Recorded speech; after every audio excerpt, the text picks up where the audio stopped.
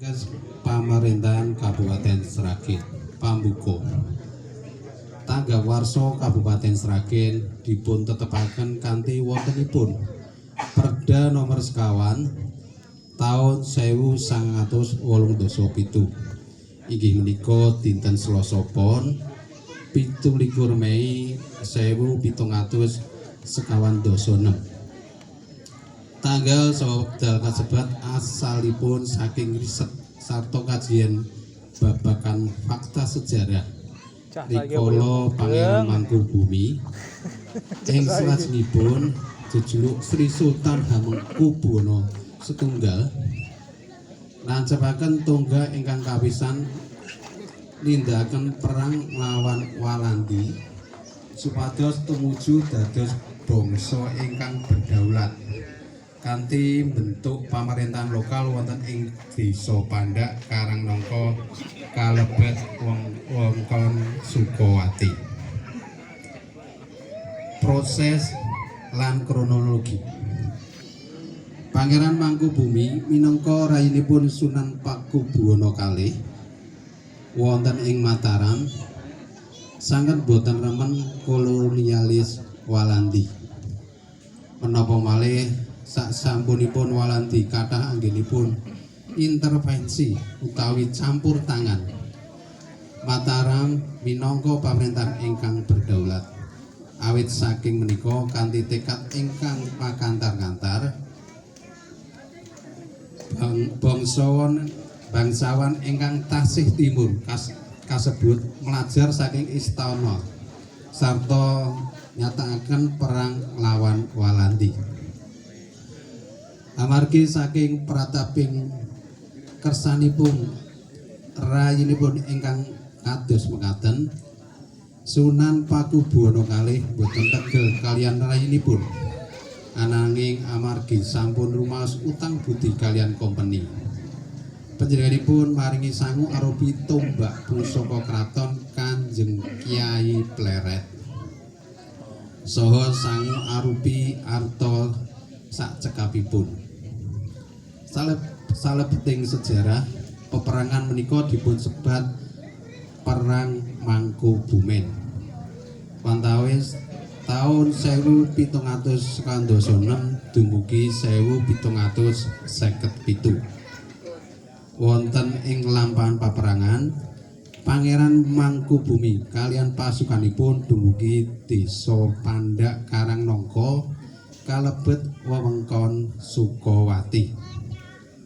Wonten ing desa menika Pangeran Mangkubumi damel pamerintahan pemberontak.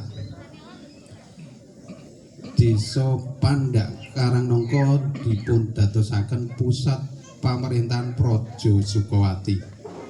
Lan salajengipun panjenenganipun ngresmekaken asmanipun dados Pangeran Sukawati sarta nunjuk sawetawis pejabat pamerintahan. Awit saking Desa Pandak Karangnangka mapan wonten ing pinggir margi lintas tentara kolonial Walanda Surakarta Madiun. Pusat pamerintahan dipunanggep kirang aman lajeng dipun pindahaken wonten ing Desa Gebang ingkang mapan ing sawetan kidulipun Desa Pandak Karangnangka. Wiwit wekdal menika Pangeran Sukawati salajengipun miyaraken utawi memperluas wilayah kekuasaanipun sarta langkung nyataken pasukanipun kanthi dipun sengkuyung dening sederipun Raden Mas Sahid saha adipati saking Grobogan. Inggih menika Kanjeng Raden Tumenggung Martapura dalasan sawetawis sadherek ingkang sami sarujuk kaliyan perjuanganipun Pangeran Mangkubumi.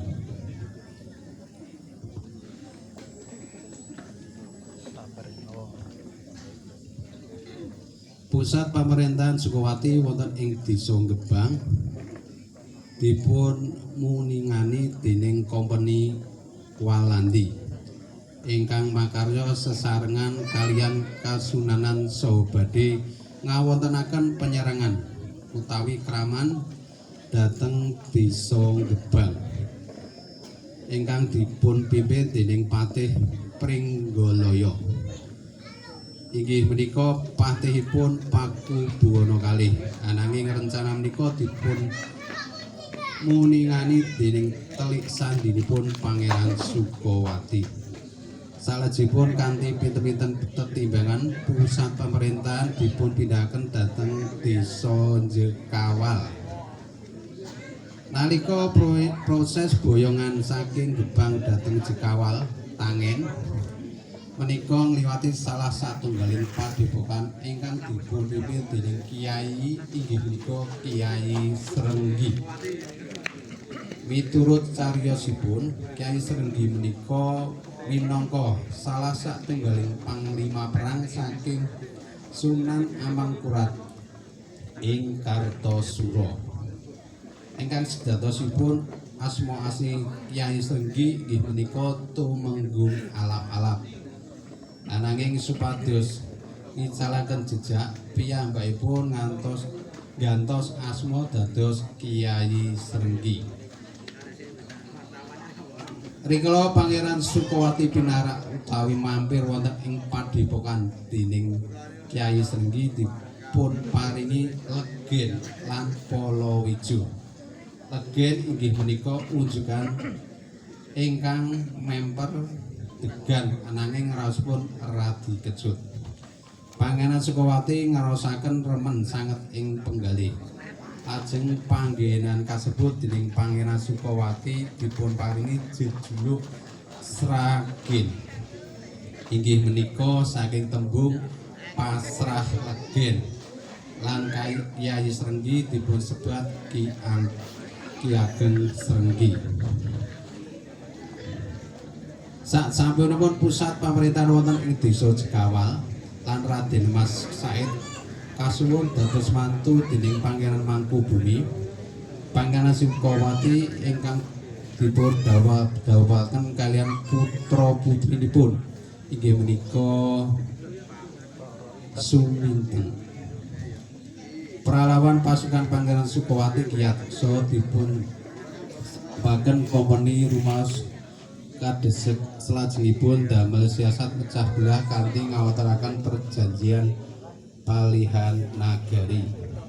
Ingkang salajengipun kawentar sinebrat perjanjian Giyanti tahun 1750.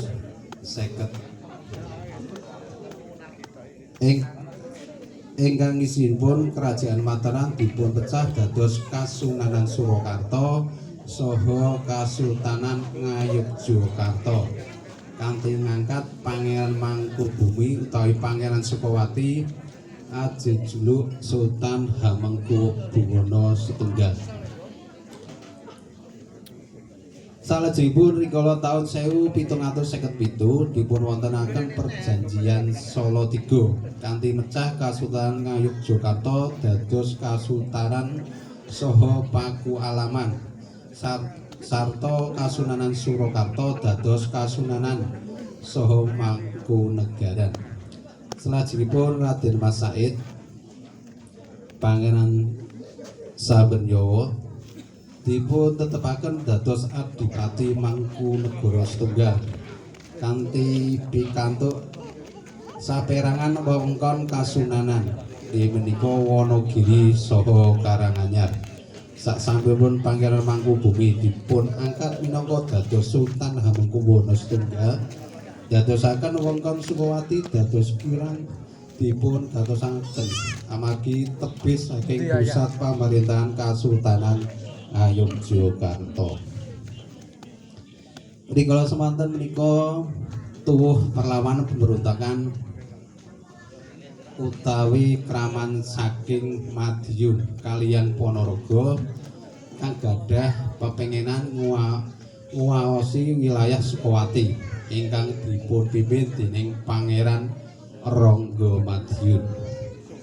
Kangge ngadepi pemberontakan menika Raden Tumenggung Kartowirya salah satunggaling punggawa pasukan Pangeran Mangkubumi dipun utus madegani pasukan ngadepi kraman utawi pemberontakan kasebat.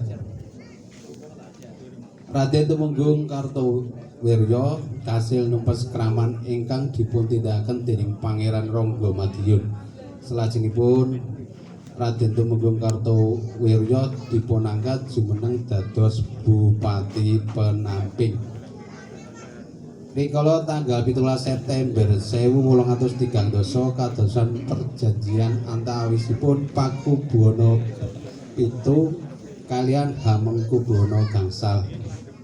Wilayah Sukawati kalebet dados wewengkon Kasunanan Surakarta. Dene Gunung Kidul kalebet wewengkon Kasultanan Yogyakarta.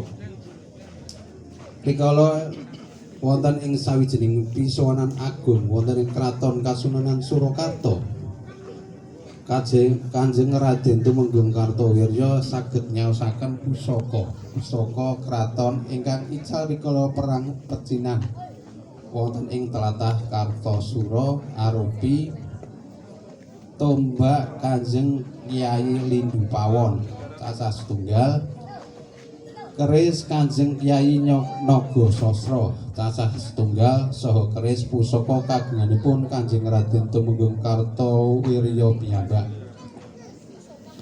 Amargi sanget anggenipun rinaning penggalih saged pikantuk wangsulipun pusaka-pusaka ingkang sampun dang ical minangka bebungah awit labuh-labuhipun Kanjeng Raden Tumenggung Kartowirya pramila wiwit wekdal menika kala wau tlatah Sukawati dipun pasrahaken dumateng Kanjeng Raden Kartowirya minangka tlatah perdikan utawi daerah bebas pajak.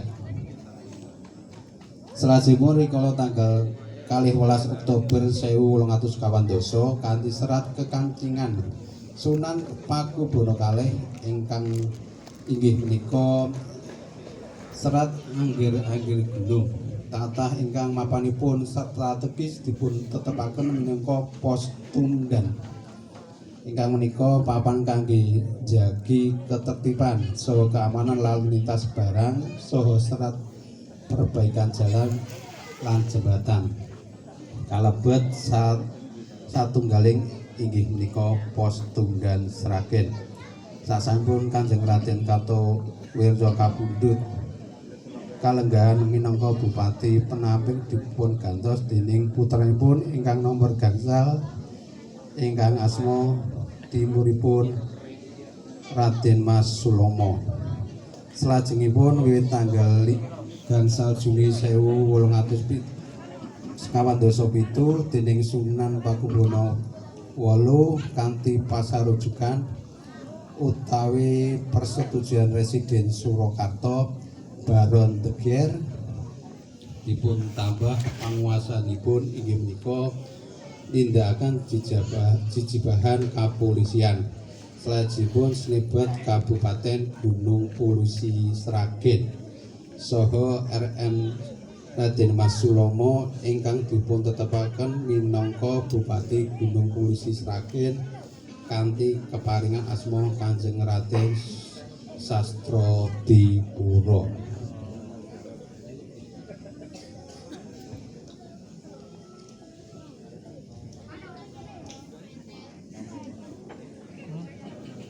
Oke nih gak patek. Mari itu daerahnya jadi rapatek anu.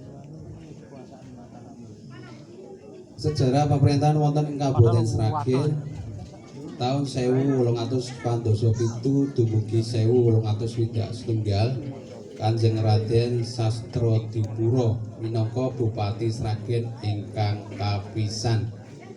Tahun 1861 dumugi 1903 Kanjeng Raden Wirya Praja cucu Kanjeng Raden Tumenggung Kartowirya minangka Bupati Sragen ingkang kaping kalih. Tahun 1903 dumugi 1933 Kanjeng Masyarakat KMRT Panji Sumonegoro cucu Kanjeng Raden Wiryadipura minangka Bupati Sragen wiwit tahun 1903 dumugi 1933.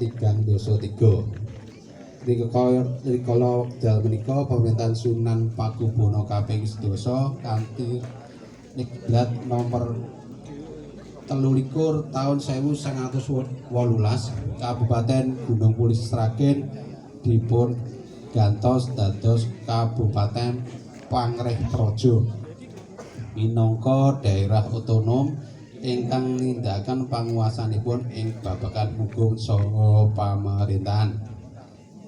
Tahun 1933 dumugi 1939 Bupati Sragen dipunasta dening Yudhanegara. Tahun 1939 dumugi 1951 di Bupati Sragen dipunasta dening Kanjeng Raden Mas Tumenggung Mr Wongsonagara. Tahun 1922 dumugi 1926 Bupati Sragen dipunasta dening Kanjeng KMRT Darmonagara.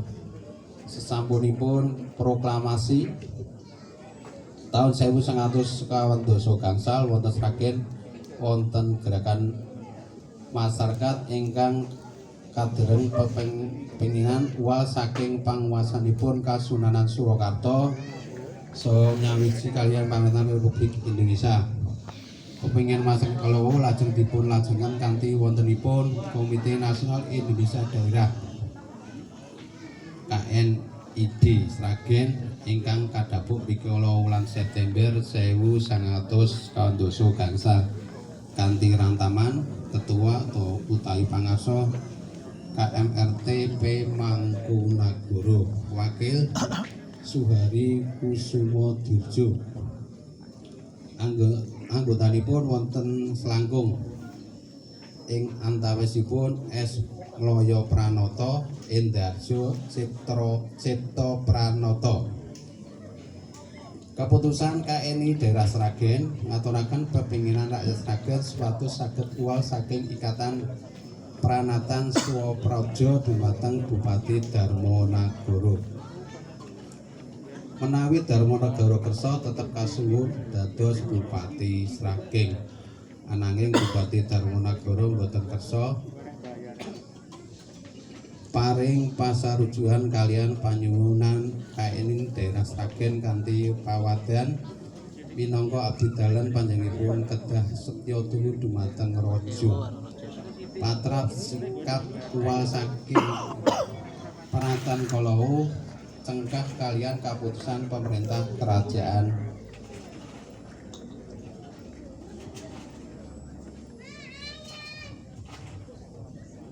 Wiwit wekdal menika kalawau salajengipun Kabupaten Sragen dados perangan saking Nagara Kesatuan Republik Indonesia ingkang dipun pangarsani dening tahun 1996 dugi 1950 KMRT P Mangkunagara.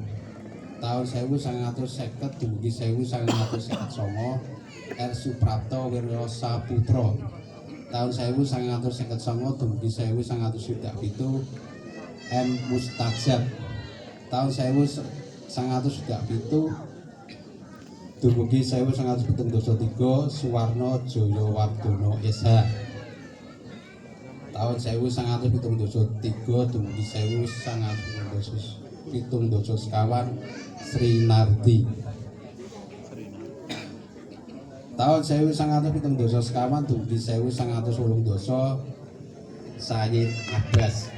Tahun 1980 dumugi 1990